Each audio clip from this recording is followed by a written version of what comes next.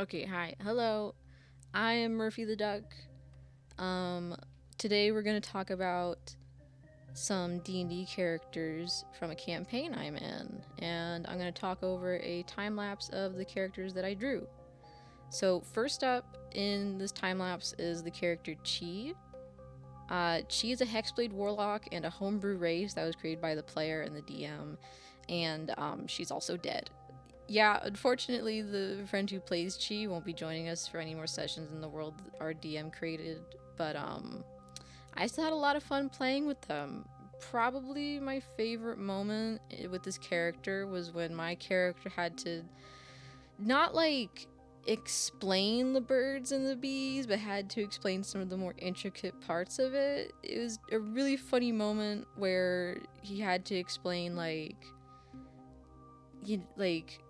people of different sexualities and kind of like some dark topics of you can say no at any point as well. Um, and the fact that you don't have to always have children, you can do it just for fun. It was just a really funny moment of her accidentally flustering the hell out of my character because she didn't really understand any of that stuff. Um, yeah, I didn't plan this out very well, so I don't have a lot to say, but there's still a lot of footage of this character that is being drawn right now. Um, there were also some funny moments with Chi where in the first session at the end of it, she tried to go off on her own and sort of escape the party to do some secret stuff. And to do that, she tried to jump out of a 50-story building and acrobatics her way down the rest of it. Just lots of fun times with Chi. Yeah, so the next character that I'm drawing here that you can see on screen is Ozu. Ozu is our resident ranger. She's another homebrew race character, and her specific ranger class is Drake Warden. So it's not pictured here, but she also has a little dragon bird beast companion who's named Corvus, and he's very adorable. Probably my favorite moment with Ozu in the campaign so far was when my character got mad at her for not taking off her shoes in his house. And I think that led to some jokes about my character being obsessed with her feet, which then led to her taking her shoes off in a kind of emotional moment my character was having in order to cheer him up. Another thing about Ozu is that is like a really heavy hitter. She does insane damage. Um, it's kind of crazy. I wasn't here for this session because it was a one-on-one session that was had, but she did in fact take down a dragon all by herself in a one-on-one session that she had with the DM. It's kind of insane that that happened. She's just I I hesitate to say the most badass. Well, she's probably the most badass, to be honest.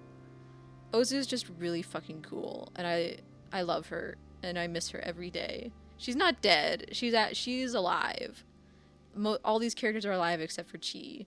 But Ozu is just specifically very cool and very funny because while she is she's got a lot of really badass moments. Roleplay wise, she's kind of just my friend EJ. EJ just kind of plays her just like how she would be herself, and I think that's really fun, really funny.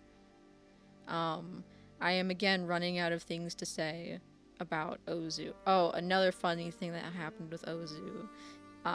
So in this world, people with character class levels are called blossomed, and it's very rare to meet someone who is blossomed, but people who do meet them kind of become obsessed with blossomed because they're just these amazing super human people.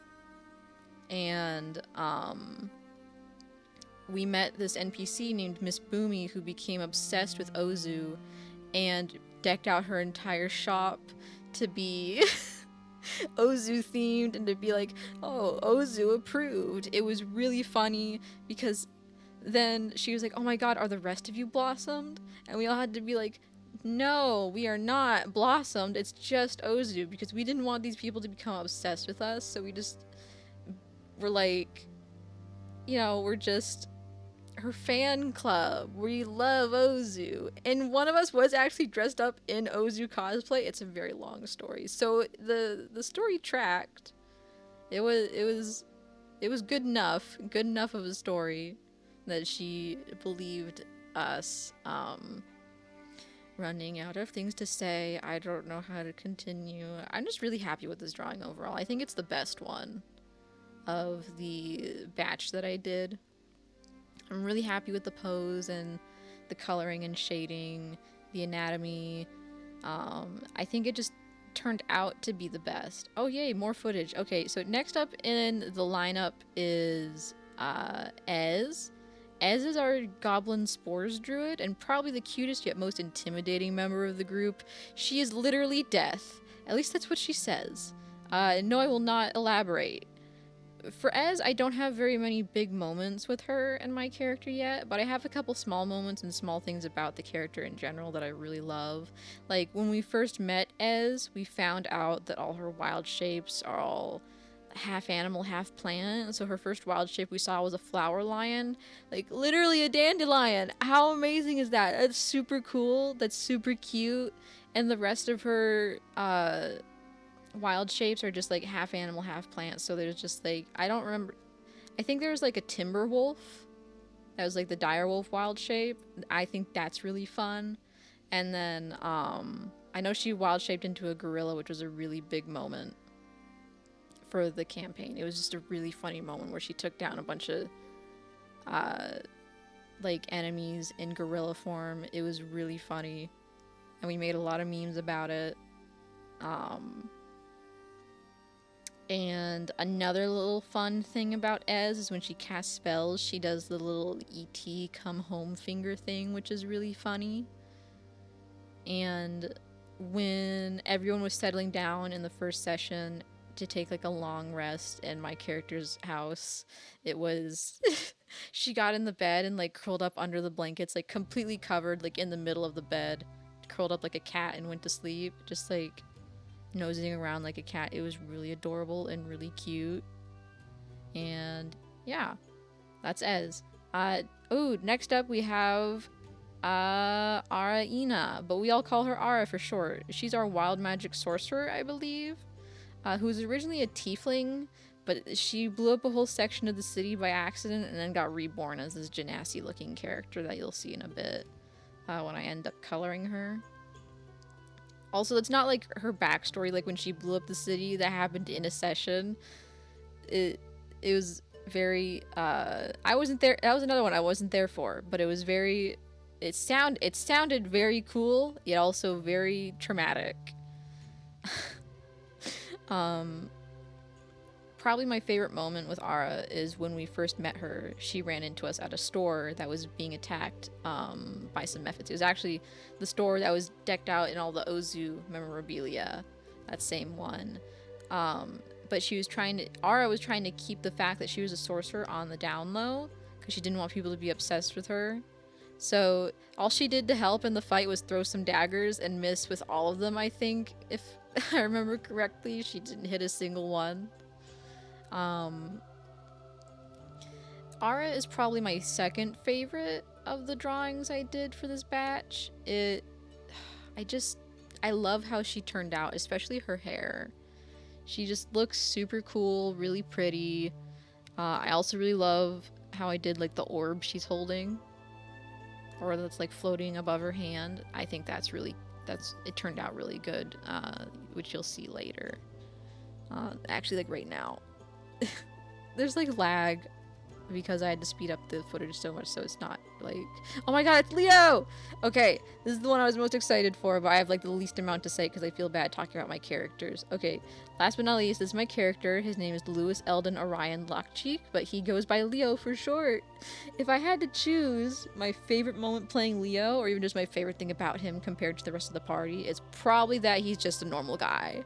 Like, he's a gnome artificer. He's not like a commoner, which is amazing. I love playing artificers. But when my DM did some one-on-one sessions with all of us to get us to where we'd meet up in session 1, everyone got to witness tragedies happen or find out a secret or flirt with people at a bar. And Leo just woke up, went to work, doing maintenance for the city, and then got mugged in an alleyway, which I'm not mad about in the slightest. I actually think that's really fucking hilarious, and I love that for him. Running out of things to say. Oh, I had something else I wanted to say, but I don't remember what.